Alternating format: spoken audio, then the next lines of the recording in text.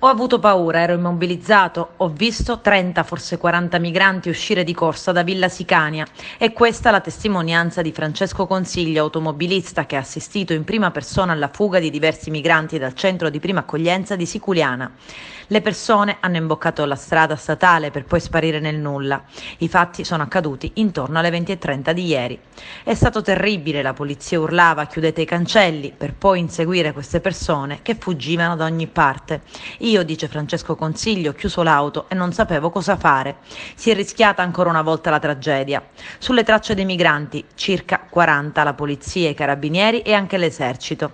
Non è la prima volta, presumibilmente non sarà neppure l'ultima, che le persone ospiti del centro di prima accoglienza riescano a fuggire. Una delle ultime volte si è registrata una vera tragedia. A perdere la vita fu un eritreo e 3 poliziotti rimasero feriti.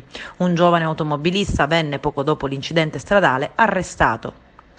Solo 5 dei migranti scappati dal centro d'accoglienza di Villa Sicania di Siculiana sono stati rintracciati dalle forze dell'ordine.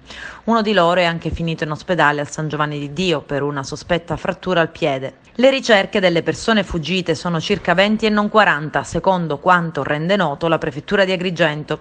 Sono andate avanti praticamente per l'intera notte. La struttura di Villa Sicania, posta all'ingresso di Siculiana praticamente a pochi passi dalla strada statale 115, è vigilata da un presidio di 44 uomini delle forze dell'ordine e militari dell'esercito. Già ieri sera sono stati inviati ulteriori rinforzi e delle ricerche dei fuggitivi si sono occupate anche le forze dell'ordine territoriali.